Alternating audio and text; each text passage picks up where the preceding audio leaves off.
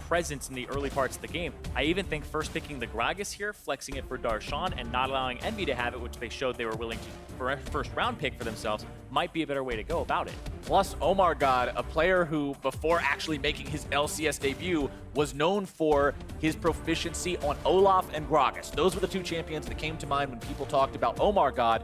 It wouldn't be surprising to see him back on one of those familiar faces. Yeah, and both of these teams incredibly stubborn with their pre-series prep. The same bans, all 3 games at the very start. And now the first 7 selects of each champion select will be the same, and they switch it up. They realize that the Zac has been putting him in big hole over the game holes, and they take the Gragas. I'm happy about that. Well, the Gragas has more power with the flex and the fact that LirA, you don't know if he's going to play Zac. I feel like Zac for LirA shuts down what Envy have been doing this series and kind of bullying OmarGod, and LirA would want to actually have more control of the early parts of the game. You're not going to bully the enemy jungler as Zac. We have already talked extensively about how weak Zac is early on, but Team Envy are saying, hey, remember that bot lane that we played in game number 2? That was pretty good. Let's do it again. It was pretty good against what CLG have also just fired on in this second and third pick have been Tristana Alistar. As we mentioned, though, when you're on same side against the same team, you are the ones that have to adapt if you lost the last game. Envy's going with clone picks. CLG might make the big change. Yeah, Morgana, and I would say Twitch jumps out to me. Also, the Tristana, once again, harder to lock down. But they're taking their time with it. Oh, do it.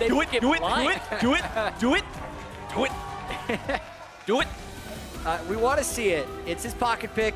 It's hype every time he picks it. The amount of time that they're hovering this pick, though, makes me think they are just playing a mind game and are going to something else. Come on, CLG, follow your heart. Ooh, That's not your okay. That's still all right. Well, hold on. That's still all right. Hold on now. This essentially is telling us that, yeah, there's no more counter picks for AD carries, but you could have baited out bans by not picking AD carry if you wanted to go with Jinx anyway. They're going to be banning Trist away from you, maybe even Twitch away from you, maybe Cog away from you, something. They're not going to be banning Jinx away from you with more. No. But this just means they want more value for the counter pick that Huhi could do in the second phase of the draft. Exactly, and if you actually pick your mid laner here, you get countered. If you pick your top laner here, you give away where your flex is. So picking the AD carry here and just matching the roles that have been selected seems to be just the easiest way for them to kind of exploit the draft. They did switch it up, though. Yes. That's for sure. We're saying you can't do the same things again. They're not. Pick the same order of champions, jungle, and then bot lane with their first 2 choices, but totally different. Meanwhile, Envy, with that Corki, have switched it up as well. It's just an overload of damage, whereas last time they had Galio, so that comp's going to play much differently as well. I like Envy banning Gnar again, just like they did in game number 2. They saw how hard that shut Seraph down. They're not willing to let Darshan play it again. CLG, meanwhile, they're going to ban away Renekton. Aww, Aurelion Sol banned away by Team Envy. No Dragon. And I actually do dislike the fact that CLG did pick Jinx there, because I do think they could have baited bans out. And if they wanted to run a Jinx-centric composition, I think Aurelion Sol works tremendously well with hyper carries. If you are able to get the early game advantage off of his roaming, then you can just sit with your orbs outside a turret and use that as protection, added protection for your AD carry. Obviously, though, they value the counter pick so much more highly, and the A-Sol is banned away. Yeah, and that strategy, like you're talking about, would work if they consider there are no counters possible to the Aurelion Sol that they would try and pick it. Now, Envy locking in themselves. Their early jungler, yet again, wants to have that Elise like they did in game number 1, but we'll have to see if they can get more success here than they did there. All right, let's go back to game 1 for a second. One of the big things that happened was CLG had artillery. They had people who were on the back line firing and dealing damage, and Envy didn't have enough engage.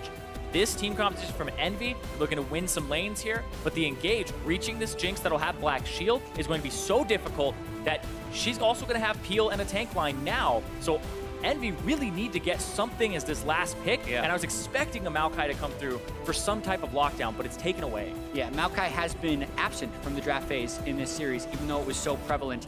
And that's the question you bring up, Zirene. Is this time to bring back the Vel'Koz? Because Envy has a similar initiation portfolio that they had in game 1, which could not reach the Vel'Koz. The question now becomes, can Seraph pick something in the top lane to go against the Maokai that can be a difference maker in reaching Vel'Koz and Jinx in team fights? He has to. Envy can't have already forgotten what happened in game number 1 when they could not close that distance, but this does not...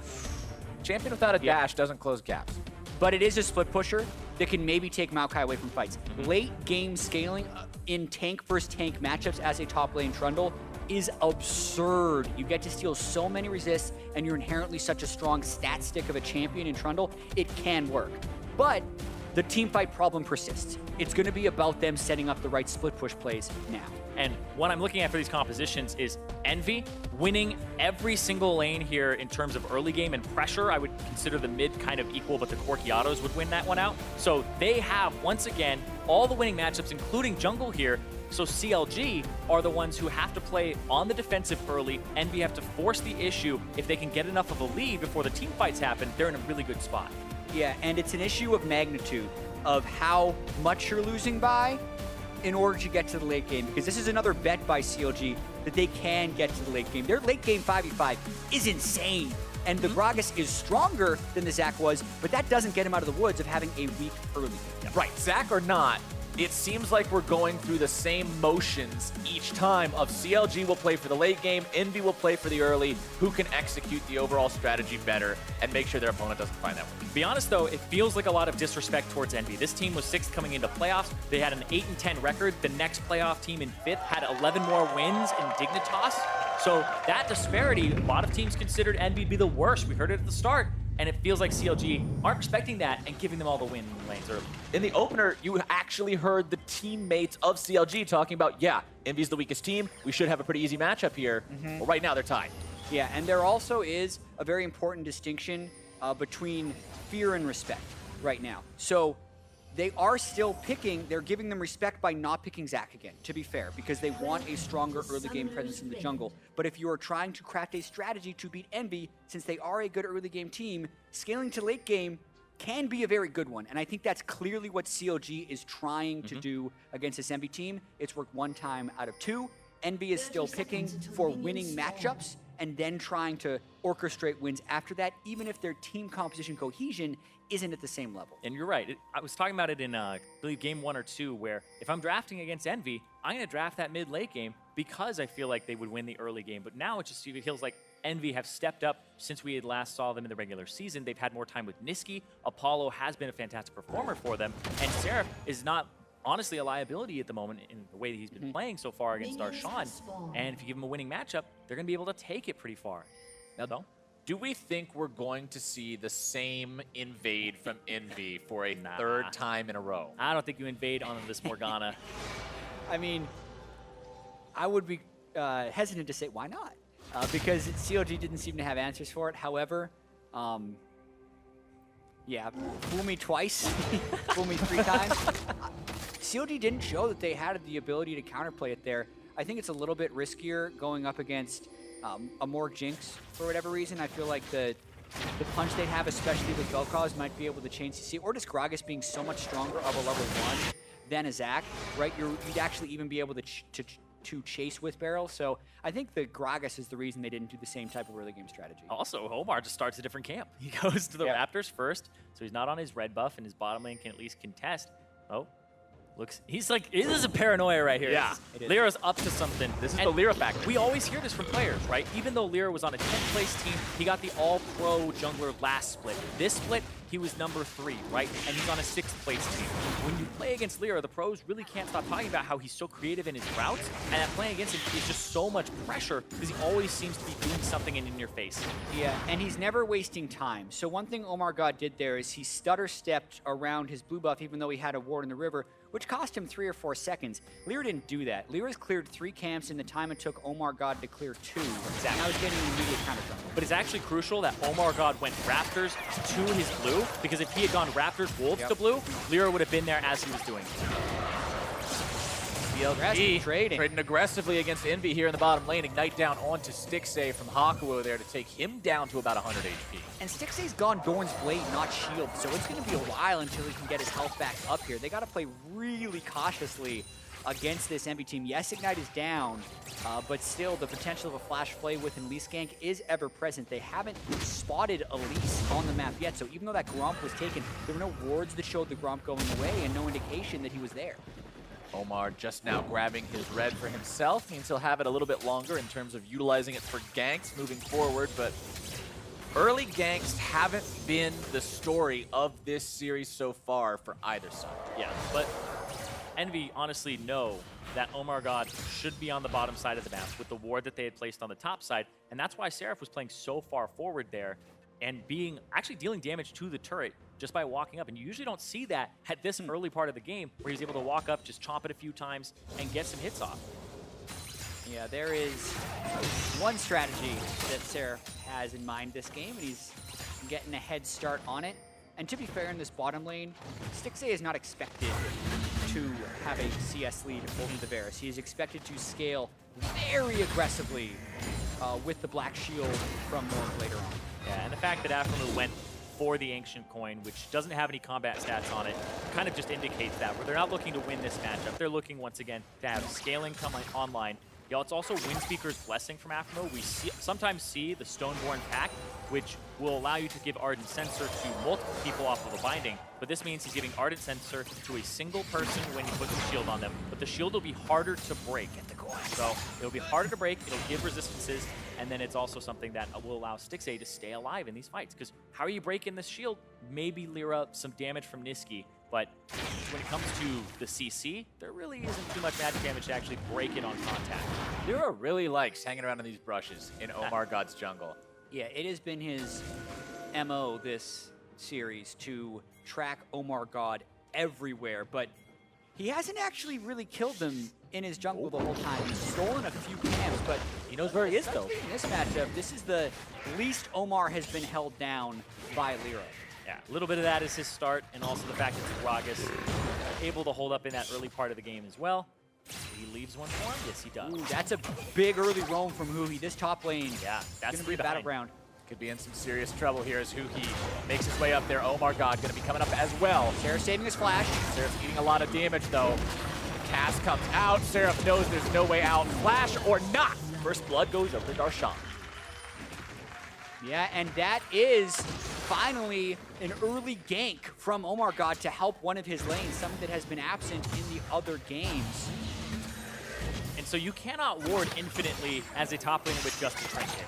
What Seraph did is he put down his wards after LirA's had expired in the jungle, and then those wards had just expired. As he had a wave he was trying to shove to the turret, Darshan holds the wave, takes damage dueling the Trundle, and the Trundle wants to force it all the way to the turret so it'll bounce back. And Darshan delays him enough, the wards expire, and that's when they collapse. And Seraph really couldn't do much about that, or else he risks Darshan freezing the wave. Level 5 from Apollo and Hakuho as they move forward. Dark Passage to bring Apollo back to safety there. Flay didn't really find its mark on that one, but Stixxay still just on the back foot. This looks the exact same it has in the previous two games, guys. These two never get away from their turret. Apollo is really good. Paired alongside Hakuho, and you can see right there, he held it long enough. You want to get that to the turret, and that was the thing. Those wards had just expired as well, and the roam was right on time. This is brilliantly played by CLG in terms of timing and the fact that they had priority in those lanes. Yeah, timing and pathing to get 3 people up there while Seraph is surprised. And also, Seraph wasn't even level 6. If you're level 6 and you don't come up there with a whole bunch of damage, sometimes the Trundle just gets away anyway. Also, he saved his flash, so yes, he did die, but he's probably going to be pretty confident to continue to stay pushed in that lane. And that's what you need. If you blow your flash and then your pressure is gone, then really you're not getting a whole bunch out of this Trundle at that point. Being able to push that early part of the game instead of lose tempo is huge. And honestly, dueling Darshan will be a little bit difficult now with the Bramble Vest coming through to shut down a lot of that Trundle healing. So now he's focused on shoving waves, killing turrets, warding the jungle would be the goal right now for Seraph. And that's exactly what Bramble Vest was put in the game for, right? It's supposed to be this item that makes shutting them all down just aren't this big lifesteal sponge for bruisers. Seraph really wants to take this blue, but CLG knows he's on it. Yep. They're thinking that he's on it, and Seraph goes, mid lane just went missing. I'm scared now. Trying to back away. The knockup finds its mark. Omar collapsing. Darshan collapsing. With an advance. Will find him. Slow on the flash. He was suspicious when Huhi started roaming, and the big X factor here is the fact that Huhi has push pressure against Corki, which is really hard to do, and he's been able to make 2 roam plays with it, so early big plays actually coming out from Huhi, even though he's only gotten 1 of those kills. It's that non-interactive Vel'Koz double W max first lane where he's just putting points in the wave clear. Not that poke. Like, you don't max the Q first on Vel'Koz. That's like, you know, that ARAM stuff where you're trying to hit We're people on the side. actually trying to interact with the other players. No. Max that W first. Just kill all the creeps with 2 of them. League of Legends pre-20 minutes PvE game, except when you're doing stuff like this. And the fact that they haven't really been warding, like, when LirA is warding the enemy jungle, he's not warding around the sides of mid or looking for roams there. So they don't see that Huhi's coming, or even that OmarGod had walked all the way across mid from his bottom side jungle to get there. And this is almost making up for the fact that CLG is getting pushed in so much in the bottom side. And unless Hakuho is roaming, the bottom lane getting pushed in doesn't have a large influence over the game. But this is what it does influence is Scuttlecraft control is non-existent, CLG can't check the river, and EnVy going for the Ubi-ish puzzle. And I like the difference here, because we're seeing some differences in terms of like dragons, but the difference in item build for LirA. They've gone for the mobility boots in the first game to punish the Zac over and over again. First purchase was an Amp Tome to try and duel the Gragas, never found him, and now he's transitioning towards just getting the vision before mobility boots or any boot of that kind to just track now, because he doesn't feel like he'll be able to take the one-on-one or his lanes are good enough or far enough ahead at this point. CLG with their 2 kills, up about 500 gold. So, like we commented earlier with the fact that OmarGod did get involved with an early gank, and this is more activity than we've seen in the previous 2 games out of CLG early on. This is the first time we're also seeing them with that early gold lead. Nisqy with a package ready for delivery. Looking around in the enemy jungle, and you've always got to play so carefully when enemy Corki has package up like that. And now that it's gone, things will go back to normal. Hakuho dials in yet another hook. Aphromoo going to be taking low the ignite down the auto attack and not quite able to find him. Just enough back onto Hakuho. OmarGod comes in, flash into the body slam, into more damage. The super mega death rocket finds its mark. And they get all summoners in that engage. LirA's not going in on that one. Repels up, comes right back down on the defensive. OmarGod still thinking about going back in. Body slams hitbox is ridiculous. Oh, the Spiderling! The Spiderling eats the binding, but now OmarGod taking low. Corki He wants to come in here. He's got Valkyrie. Trying to show up with a phosphorus bomb, black shield. And that Gragas protected. Root down onto the Corki. That's a 1-for-0, CLG. Oh man, so being able to turn around the bottom lane's aggression, another first for this series for CLG. The Morg comes in really big there, and Aphro baits out so much what buys time for him, and they're continuing to play aggressive, maybe a little bit too aggressive, as Stixxay does have summoners, doesn't want to use them though. No mana left for Apollo means he's not really in any danger of actually dying here. Hakuho showing up. LirA coming back yet again, though. And I gotta say, that was a super bold play from CLG to make, because there was double TP advantage for EnVy, and they didn't use either of them. That could have been turned around very heavily if it was not played correctly. All right, Huki's just going to open up the Lifeform Disintegration Ray on the Nisqy there, take him down to about 25%, scare him away from that chicken camp. Stixxay and Aphromoo. Ooh, good sidestep there. Darshan stopping Seraph's back, just going to annoy him as much as humanly possible. Ninja Tabby Bramble Vest. How to make an auto attack champion's life really, really annoying. Cost 2,000 gold, 1,100, and also 900. And you really just make it so that auto attack champion doesn't do much to you. And then also the healing from the Trundle is pretty big. It's a large part of his power budget. If he's dueling you, he's not going to have a good time. Yeah, like you can see at the bottom of the screen, both teleports are up. There's no forward wards or anything for them to really capitalize on afterwards. And Aphromoo, this is a bit of a bait here in terms of everybody trying to collapse afterwards. Yeah, and double TP wasn't quite up. Trundles was still on cooldown. Yeah, just barely. Based on this, so the Corki, though, could have teleported. He was close to Vel'Koz at the time. Watching the gank once again, Aphromoo, 3 points in Black Shield. Seraph stopped that. Yep. In this replay, it teleports up, so it might have been a spectator bug as far as tracking the cooldowns. I believe it came up in the middle of the fight there. Right as the first part of that replay had cut out, it came back up. So, yeah, you're absolutely right. There were about 5 seconds left on it. So there was a single TP up from Nisqy, who had just shown bottom with package a few seconds earlier, so it probably expired right around that fight. Gotta be a little bit careful here. Notice how Seraph is actually just ignoring Darshan, because he can still heal off the minions if he doesn't apply grievous wounds to himself by hitting Darshan. If you want to make the lane even more non-interactive. Literally penalize the enemy player for interacting with you. As Nisqy Here in the mid lane, 132 CS to the 145 of Huhi. Hex Drinker and Sheen having to delay that Trinity Force power spike a little bit, so he has that extra defensive option against that crazy burst that we've seen out of Huhi's Vel'Koz. I respect this itemization choice.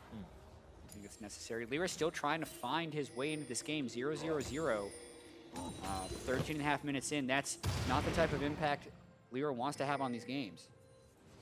I mean, LirA's struggled this whole series getting involved early like this. That was kind of my reservation seeing the Elise locked in here in game number 3 is, are we just going to see a repeat of game number 1? Will he not be able to find out how to get those laners ahead? You said, Jatt, you got 2 steps when you're playing a champ like Elise.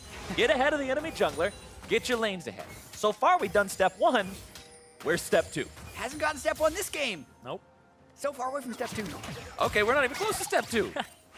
Yeah, playing off of the lanes, it seems to be a little bit more difficult. And what I'm seeing is CLG's warding. Like, they don't have to put wards in the enemy jungle. They're placing them in their own because they're just like, LirA's going to run by this bush right here. This one is such a value ward that they keep getting. Ooh, looking for him again.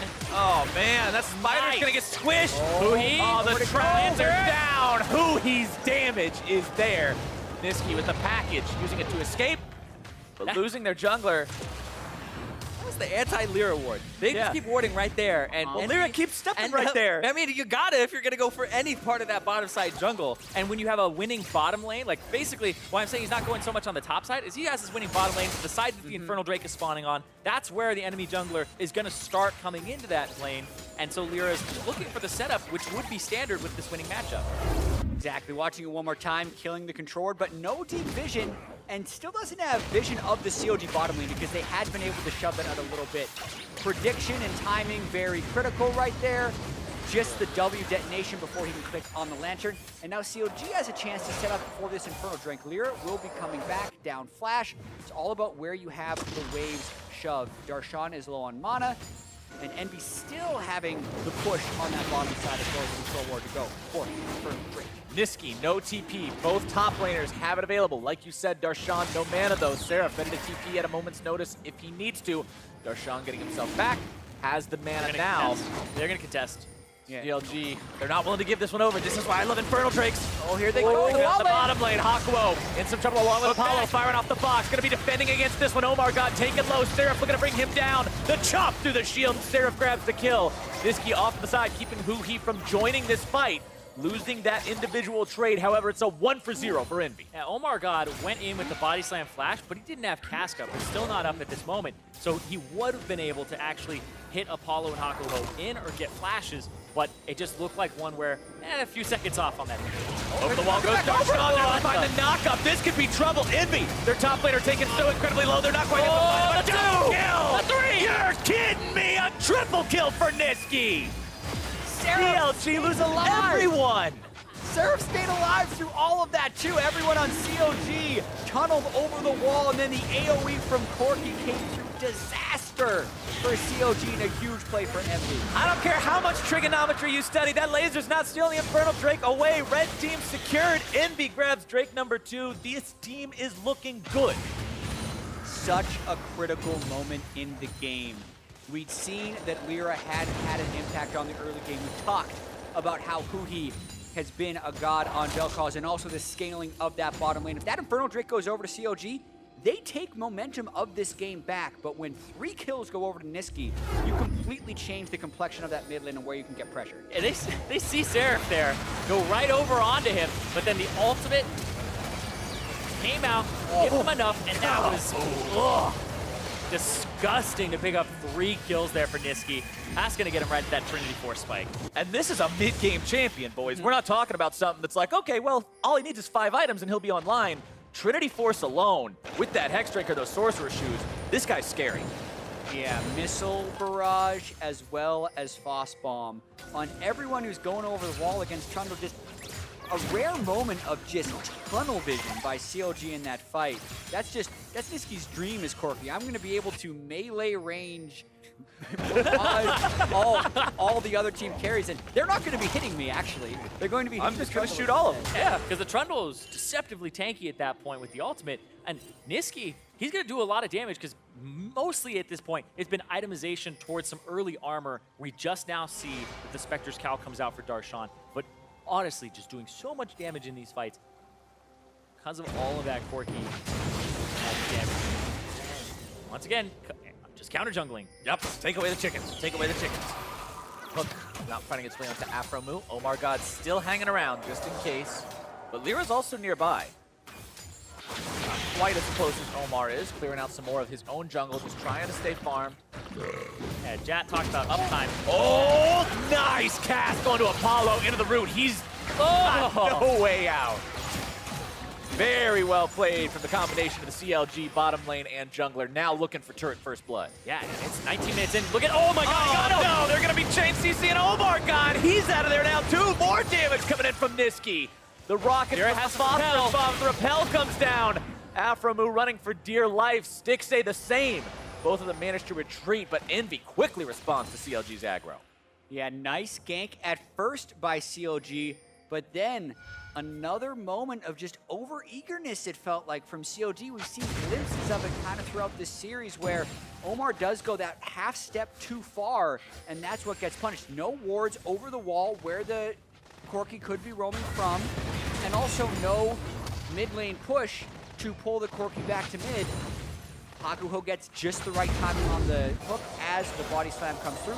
Let's watch this gank one more time. Yeah, so they will actually go for this, and OmarGod really committed to it. Doesn't get Hakuho in, but he still gets Apollo, which is who he's going after here. The mid lane push came out from the Corki, but then Huhi instead goes for the blue to pick this up and kind of maximize his time. So he doesn't match the roam because they don't have vision control at all. CLG's wards are all shallow to protect their jungle. They aren't deep wards. Yeah, Black Shield about 1/10 of a second late if you wanted to avoid that hook as well. Body slam not quite early enough either for Omar to get out.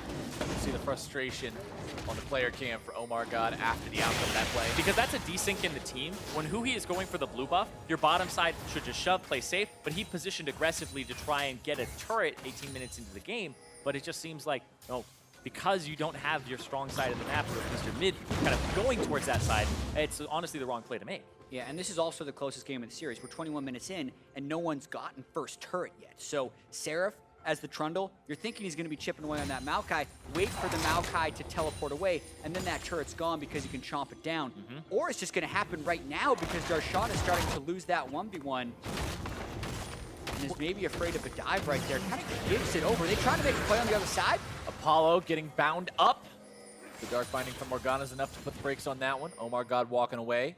So much attention being paid to this bottom lane. CLG trying to shut down the Apollo carry machine. CLG just don't have enough vision to track LirA. All of their wards are shallow to protect their own jungle, and they look like they thought LirA was on the top side of the map there, and Nisqy went towards that side. So Darshan backed up. They said, all right, let's make a counterplay on the bottom side, but LirA was actually there.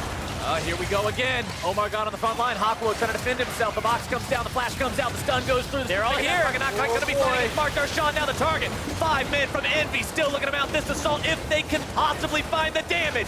Darshan nearly dropping. OmarGod's popping. There comes your life form disintegration ray, but everybody from Envy makes the retreat. And CLG drops 1 for 0. No one can reset for Stixxay right there. Everyone on Envy stays just alive, and Envy was all over that play. They teleported in at just the right time. Darshan gets ulted by the Seraph, so you can no longer focus the Trundle, and Envy make another play work. And now Envy gets to push mid, reward the jungle, take the Raptors, and they get a lot off that play, because this will be some mid-turret damage as well. And the Infernal Drake's coming up shortly, and they'll have the coverage. That was a QSS, flash out of the way. Yeah, another one of those for Paulo because he knows how much he's getting focused in this game. Gets out. The Jinx ult burned early and not for an execute onto Hakuho was a misplay in this fight because the rest of the fight then plays out and Stixxay does get a lot of poke damage through with that Vel'Koz ult. Imagine you got a Jinx ult right there. Then you can kill Seraph and start resetting, but it was not to be. Envy comes ahead with a 1 for 0. And CLG, they're staring down the barrel of a repeat of last split where they got dropped by FlyQuest in the quarterfinals. They made changes to their roster, the longest standing NA LCS roster in history, to try and reverse that and change it. But now this is a momentum-based game. And they're going right for an Infernal Drake. They do not want Envy to start stacking them, but they're at a gold deficit right now. So getting a pick is paramount. In a straight up 5v5 fight when they can't get Nisqy, they would lose. Going after Seraph.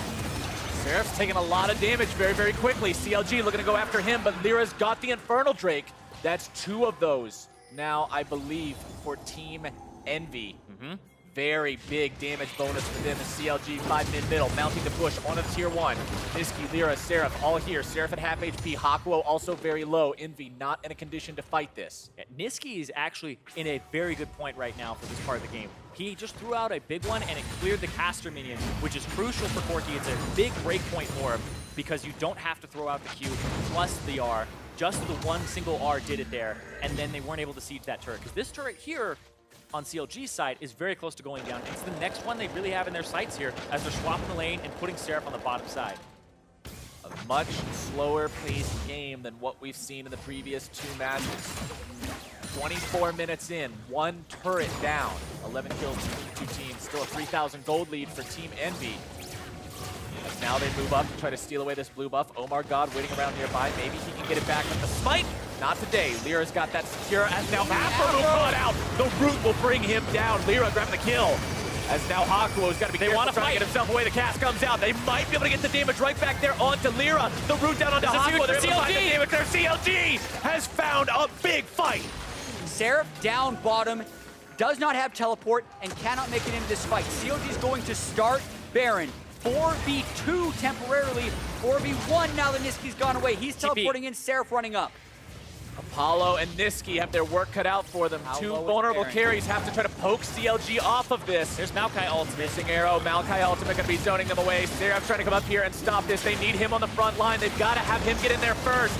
Maokai jumping in, Darshan gonna be tanking. However, oh my God, just be careful. Seraph will drain those tank stats. Darshan having to run, Stixxay taken low.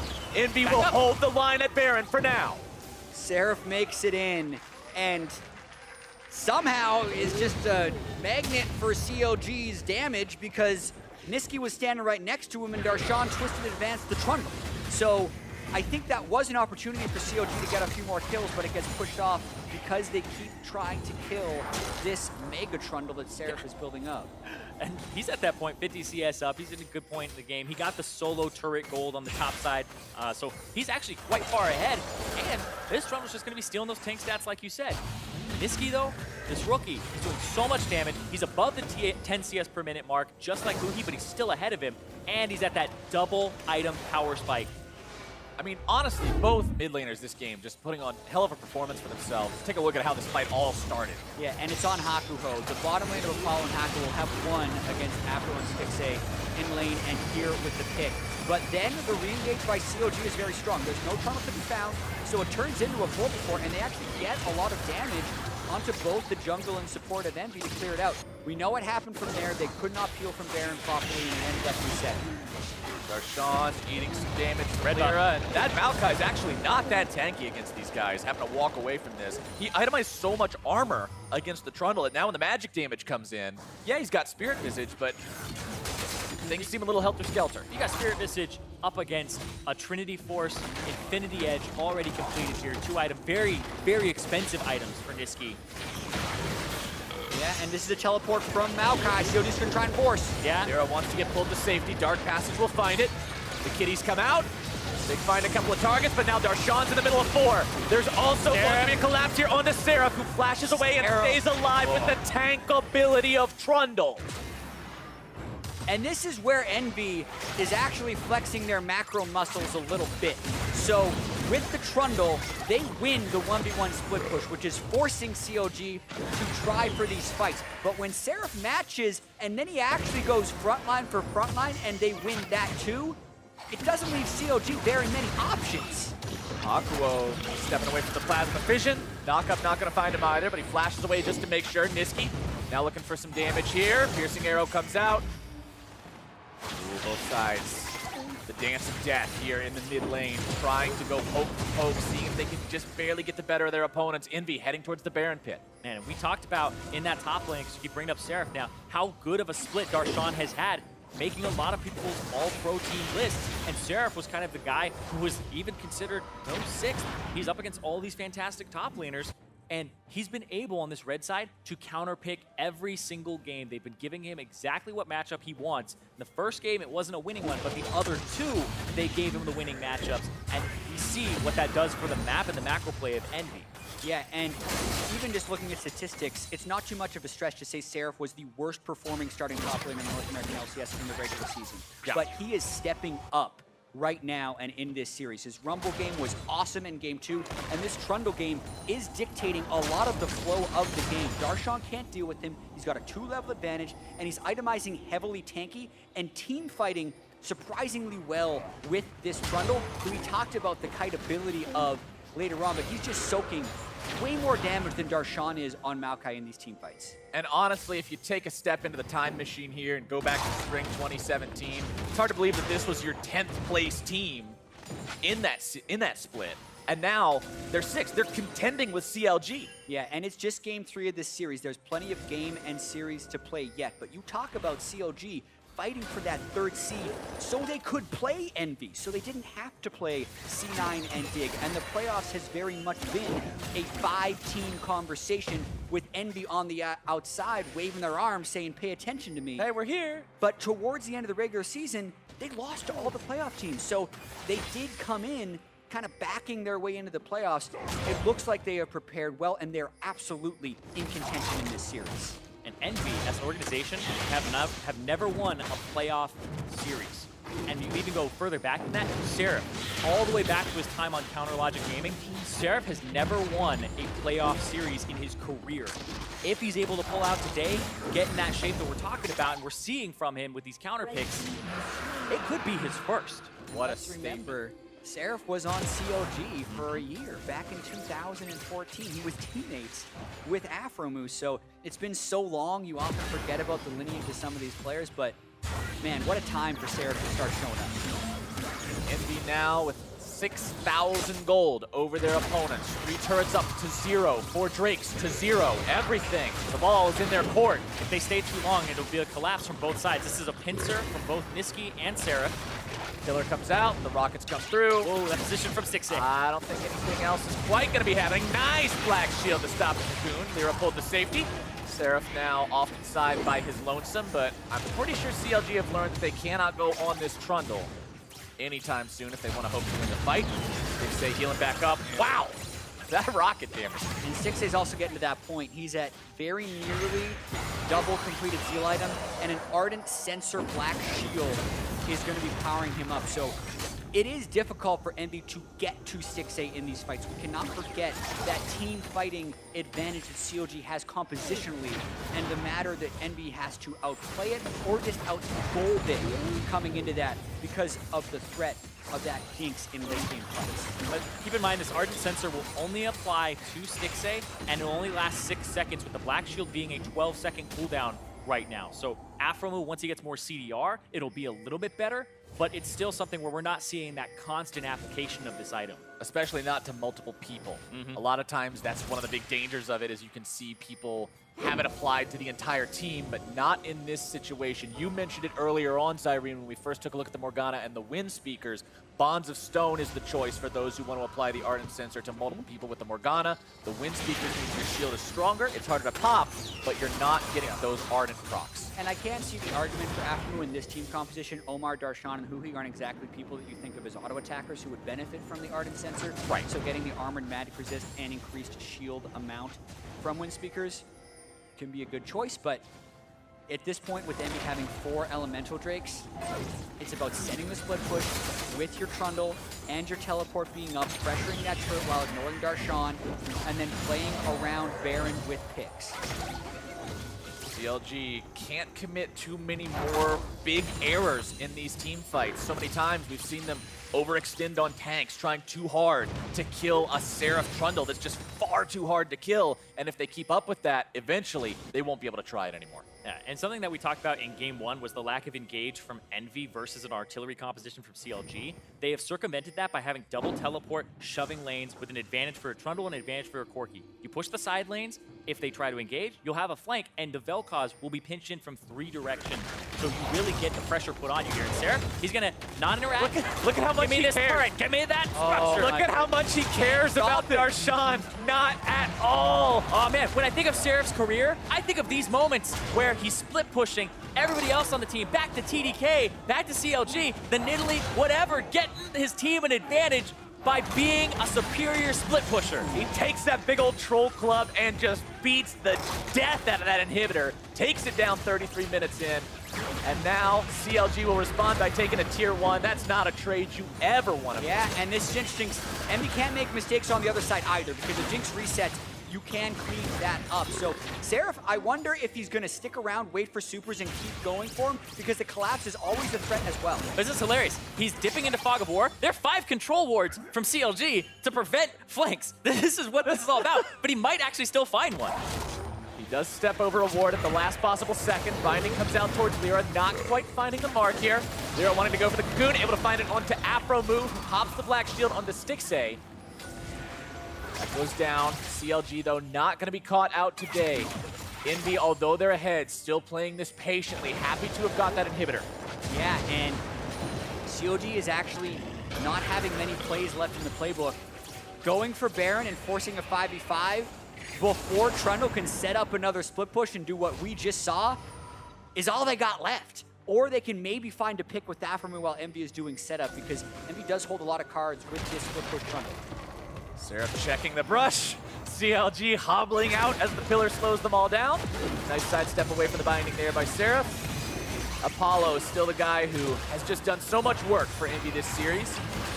Played the Ruined King build this game, not quite having the same scoreline he did last time. 0-1 and 8, putting up more of a supportive actor role this time. Well, because it's not just him being the only physical damage dealer on the team, since we have a Trundle, he doesn't have to go for like the Infinity Edge third item. He can go for some magic or for some armor penetration, but also the QSS was his second buy after he completed Blade of the Ruined King, because he knew the win condition for CLG was to try and stop this bleeding, get this Jinx to that point where those team fights are going your way, and they shut that down. And now they're playing for that top turret as the Trundle grouped up with the team.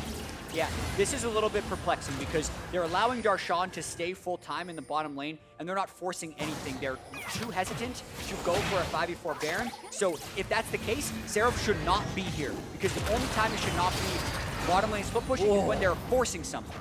Nice Black Shield from Aphromoo, keeping Huhi protected there. Meanwhile, turret dropping on the top part of the map. That's the tier 2 falling for CLG. And like you said, Jatt, bottom side of the map, Darshan just gets to sit here, but they're forcing. Did he hit? No. Got Afro's flash. But this scenario shouldn't be happening. Either Envy should be on Baron, or Seraph should be bottom lane, because the amount of time they're allowing Darshan to buy is too high. He spent 2 minutes split pushing super minions, and now he's actually had time to roam back up to force a 5v5, and there's no push on the other side. And these were our critiques of Envy as a team, their macro play, but now it's breaking out into the micro 5v5. Unstoppable Nisqy starting off the fight. 5 versus 4 now for Envy. CLG having to play this one carefully. LirA going to be bound up. Quick advance, able to find him. Darshan flashing away, but the light disintegration rate doesn't do enough. Huhi now going to be chased down. Stixxay with the flash forward. Stixxay nearly taken out, but instead he might be able to... Nisqy with the rocket! Envy! 3 for nothing. Baron's on the table. Such a close fight. You're always fearful of those Jinx resets, but Stixxay never gets a single one. Seraph gets the ult on Darshan, becomes a mega tank, and Envy take another step towards victory. Let's see this. This is a bait. They just show only the Trundle in the pit. OmarGod walks up the Black Shield too late there, and it gets popped. And I love this repel from LirA. Takes no damage, baits them in as they don't do anything during that time. And even though it's a 4-man disintegration ray, it does not do enough to bring anybody down. And Stixxay, Black Shield to save from the magic damage, not that physical damage from Seraph. And as he's casting the zap and self-rooted, Nisqy. Now look what's live, boys. We got 2 Infernal Drakes again and an Elder up. Oh, they got it right away. They're rushing this. Omar has Smite right now, but he'd have to go and will not be able to get there. And there's Package up. You can't try to force into a Corki with Package. There's no way. That is 100% secured for Envy. Things are looking grim for CLG. And this is the power spike. The next 2.5 minutes of Elder Drake, they're going to have this and Baron. They have the Trundle to split push. They have an open inhibitor, but they're just going straight to the turrets. 5v5 with the package on the side and another hook. Hook onto Omar. Black Shield keeps him safe to the follow-up CC. The tier 2 falls. Nisqy pushing up in the top side here. Remember, every single tiny rocket will apply that dragon burn now. The poke threat is severe. from the side of EnVy, up 13,000 gold. The inhibitor does respawn for CLG, but Trundle's knocking at the door yet again. CLG. The push. Yeah. Oh, this is such a difficult situation for these guys. You're down so far. The enemy has every resource at their disposal. They need a miracle hold here. But EnVy continues applying the pressure. 2 minutes left on Baron. Elder Dragon buff about halfway through. I feel like this is just such a bad situation right now for CLG. Everything's just going to get collapsed in. The 1-3-1 is going to be superior. 1-3-1 is great as long as your 3 doesn't get caught. And that's all EnVy needs to guard against. So CLG will be looking to make a play at some point. EnVy's doing a very good job staying just outside of threat range while they chip down these turrets.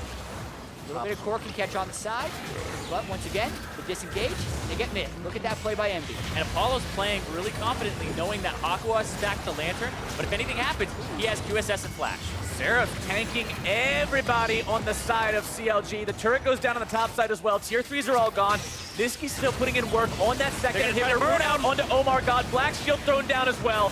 Nisqy still looking to find the damage here onto the carry. Stixxay taking below half HP. Inhibitors all down. EnVy bringing CLG to the edge here in game number 3. Seeing if they can take us to match point. Nexus turret number 1. Dropping rapidly. CLG, you've got to fight here. EnVy's looking to end the game. Seraph on the front line. Darshan going to be soaking the damage from the rockets. Redemption coming down. OmarGod going to die first. Darshan will try to tank. He finds his way onto the back line. Only onto LirA, though. A double kill for Nisqy. The hook onto Aphromoo. Team EnVy destroys CLG's roster, destroys CLG's base, destroys CLG's Nexus, and takes us to game 4. And they are 1 game away from destroying their hopes. That is the dream for Team EnVy, to knock CLG out of the playoffs, to find their win here in the quarterfinals, and they are closer than a lot of people thought they would get. What a performance from this team so far. Yeah, a number of people predicting a 3-0 for CLG coming into this series based on the number 3 seed versus the number 6 seed and EnVy's 4-match losing streak against playoff teams. But that has not been the story of this series, specifically the way they took a small gold lead and then split push their way to a large gold lead. That's the type of play that EnVy did not do in the regular season. Exactly. And what a time to be able to pull that off. Now 1 game away from knocking CLG out of the playoffs in the quarterfinals in the summer split. For an in-depth look on how EnVy fixed those issues and found themselves a victory in game number 3, let's send things over to the analysts. Thank you very much, gentlemen. EnVy showing up here. What is this? Nothing. What is this? You trying to throw your Yeah, I mean, I got a lot of shade on the last toss. Come on, this don't time. be a sore loser. He was less wrong than you were. I'll just Still leave gets it at points that. off. EnVy, though, striking back again here in Game 3 to push it to match point. They have shown up today against CLG. I think we have to full stop acknowledge that. Nisqy, this rookie on Team EnVy, he changed the way the team looked in the regular split, and now in playoff games, in these high-pressure situations, he's flourishing, actually. He's excelling so much in the mid lane. And I think it's the way he's doing it, too, because we always knew he was mechanically good. We saw him go relatively even versus Jensen and Bjergsen and people like that before. And here, what he's doing really impressively is he's matching Huhi's roams for the most part. He's not, there every single time Huhi roams. Huhi still found some early on in this game, but he made some ones down the bot lane when it mattered, and he was able to get himself really fed this game. Right, in a lot of cases, he's actually the first to roam, and Huhi, who is typically accredited as being one of the largest roamers in the North American LCS, is the one who's second, to the fight. I mean, he's and on Vel'Koz this game, He so is on we'll Vel'Koz. slow down a little bit. Yeah. Less tools than the Corki for sure. But I was largely impressed with Nisqy's performance in this game. On top of that, when we look at Champion Select,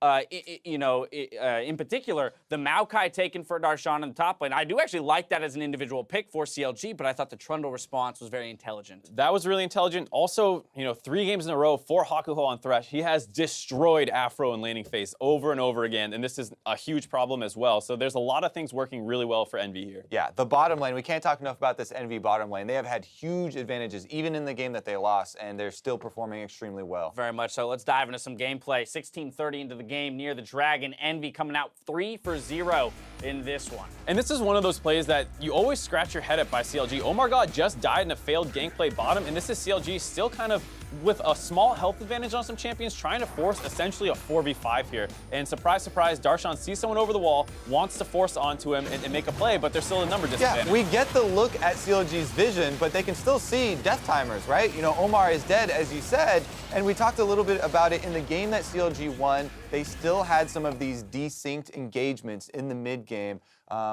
And this one, you can't even blame Omar for not being there. He was in the fountain. They make the call to go over kind of blind. It's a thing there, like at the spring split, there was a joke about how, you know, CLG would find a way to get themselves aced pre-20 minutes. And this is a little bit of shades of that in the first game, like you said, that one jungle fight that went 3 for 3. And then here, a 4v5 that gets turned horribly wrong. Nisqy picked up all 3 of the kills there, too, in that little skirmish, and that really put Corki over the top when it came to itemization. We fast forward to 36-30 into the game around the Baron. EnVy going to pick up another 3 for 0, and the Baron on the back end. OmarGod this time, once again, the culprit. OmarGod had a lot of series of plays this game where he just walks too far forward. There's one in the bot lane. Here, once again, in melee range of Thresh, gets hooked, blown up instantly as the rest of the team of EnVy's very fed. And then you're, once again, fighting a 4v5 here on CLG. A nice ultimate out of Huhi, but there's no armor pen onto Stixxay yet. You see him basically tickling the Trundle there. He's able to walk away fine, and they win this fight, and they force a Baron. And Nisqy, while he's in a binding, Morgana can't even move, fires this big one rocket. Able to find that last kill. Yeah, and this is the thing. I've gotten to the point where I kind of want to stop affording OmarGod the leeway of being a rookie. You're in the playoffs. The expectation is now that you need to step up and perform alongside your team, because for the entirety of the split, we haven't afforded the same kind of leeway to Nisqy, a player who, when he came in, we were like, no, eyes are on him to turn this team around and perform for them. Well, we've given OmarGod some time to ramp up, and Nisqy is actually the rookie here in the playoffs that is stepping up big for his squad. I mean, that's a huge part of it, and I think you also have to look at the bot lane, just because Aphromoo, we're talking about all the rookies and if they're performing or not. Well, what about the veterans? Because Aphro, like we said, being destroyed in laning phase, getting hit by way too many hooks, didn't shield himself one time, and just like, as a hook is clearly flying at him, and he almost dies off of it, and it just keeps costing their bot lane a power point on the map, and they always are under pressure. All the actions being forced around there, and you're fighting from a weakened state, essentially. I mean, it's a good question, right? How do you, how do you adjust around that? The fact that the Thresh has gone over to Hakuho 3 games in a row, is it as simple as taking him off of a playmaker, change the dynamic of the bot lane so that you might have a chance? Or is it simply that Aphromoo is playing at a subpar level? I think it's a little bit of both. I definitely think that switching up the champions to a more advantageous matchup can alleviate an issue, but some of the decisions like Mark was talking about that we're looking at just seem a bit out of place for him. I would also say that the Trundle last pick for EnVy, saving the counter pick for Seraph, was so big in this game. It's such a huge difference when we get to see Seraph on these split pushers. The casters were talking about it. This is kind of the history of Seraph. Even when he was playing on CLG, he was kind of put a lot in this scenario, and him on the Trundle versus something like the Maokai, it just set EnVy up with so many more options. And it feels another situation where, yeah, EnVy's going to have side selection here. So if they want to take red side again. They did. I can confirm that. Yeah, so there you go. EnVy can get counter pick again for Seraph if they want it. It feels like if they just pick something that's not abusable early on for Nisqy and he just holds on to mid lane, bot lane feels like it's winning. Top lane, now you have a counter pick. That's fine. He'll go even. And then it's just about the fact that, LirA's going to outperform Omar. I think it's quite worrisome for CLG, the fact that they chose blue both games after having dropped the game, that they are basically disallowing themselves the opportunity to play a red side game if EnVy is to win their 3rd match here in Game 4. I mean, this is a series where there's a lot of trends being broken. One, EnVy winning a lot for when they struggled to do that for CLG. Winning on red side, you heard Zirene at the start of the broadcast talking about the fact that they had pretty horrible red side win They're rates. bucking that trend entirely. Yeah, never winning a playoff series. They're on the cusp of doing that. So overall, EnVy is having a phenomenal series. Right. I mean, so we've identified, though, that EnVy here, again, kind of relying on a lot of the early game focus, the playmaker of the Thresh for Hakuho, the Elise for, once again, for LirA. I'm starting to even more so be worried for the fact that, or rather, you can't get rid of all these playmakers, right? As CLG, I can't throw that many bans out that I can get these, crucial players on the opposing team off of the playmakers. Now I'm not really sure what my recipe for victory is, besides maybe indexing entirely towards maybe a winning top side. Well, cooking is an art, Dash. It's not all about the recipe, You have to also. You get too abstract for me now. And I want to bring it back though to the point I was talking about before. the desynced engagements, and a lot of it is going to come down to the play. Yes, you can have a really good recipe, you know, but you also have to measure correctly. I guess I'll go with that. Yeah. Yeah, it tracks. The analogy tracks. Anyway, we're looking for perfection here in Game 4. We're going to step away, but when we return, rather, Team EnVy will not only, we'll see if Team EnVy will not only pull off the match win, but pick up their first playoff win in the history of the organization. Cooking stream next. You got in my head. You're so too busy thinking about I'm too busy, yeah. What's for dinner tonight?